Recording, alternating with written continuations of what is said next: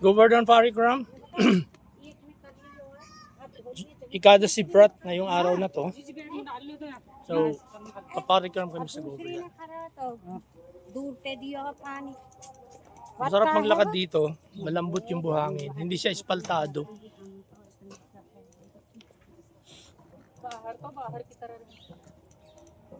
Ayan, ang Govardhan. Hindi makita rito yung Govardhan Hill kasi maraming puno.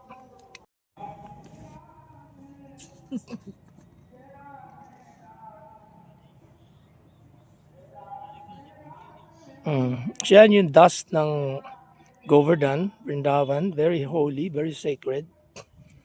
Dahil dito naglakad si Chaitanya Mahaprabhu, si Krishna 5,000 years ago. Lahat ng lugar dito ay natouch ng lotus feet ni Krishna. Si Gurudev, Srila Prabhupada, naglakad din dito. Yan yung Govardhan.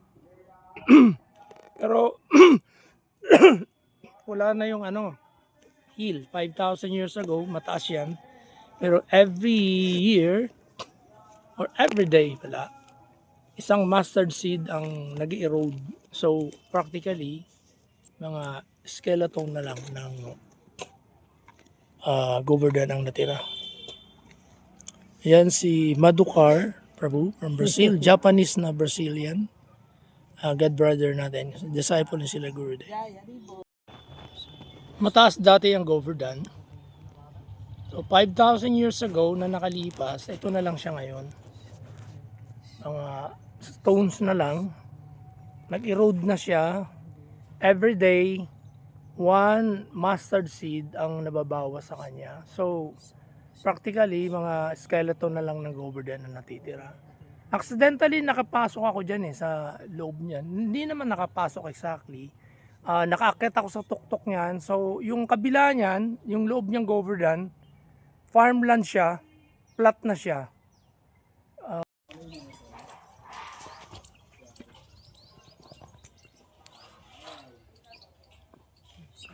Giri Govardhan ki jai.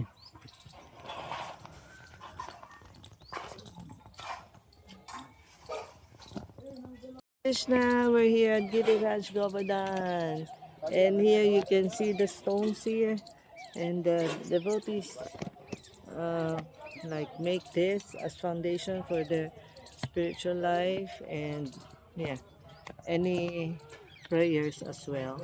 And Giriraj Govardhan is very good at fulfilling your prayers.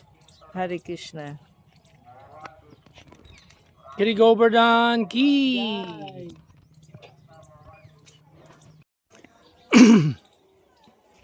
Ayan, Govardhan sa likod ko.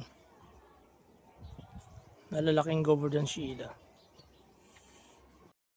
तीन चार बजे की गाड़ी और है सब है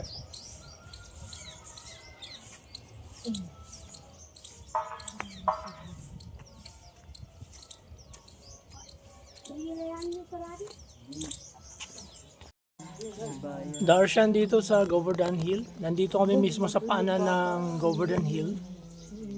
Yung mga local people, pwede sila umakyat dyan. Pero yung mga visitors na hindi naman tayo mga taga rito, ayon kay Lord Chaitanya, hindi niya ina-advise na umakyat tayo dyan. So, yan. Bawal manguha ng Govardhan Shila. Kailangan, ito ay binigay ng Brijabasi sa iyo. Hindi ka pwede basta manguha lang. Sabi ni Prabhupada, kung kukuha ka dyan, kailangan tumbasan mo na kung ano yung bigat ng Shila, ay tumbasan mo ng ganun din kabigat na gold.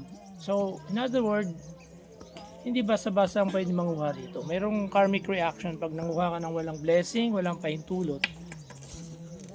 Ito yung Babaji na gumagawa ng tulsi beads. Ito yung mga suot niyang neck beads. 70 years. 70 years siya ng suot. Tinatanong namin kung binibenta niya. Ayaw niya ibenta. Ito yung mga binibenta niya. Hare Krishna. Hare Krishna. Hare Krishna.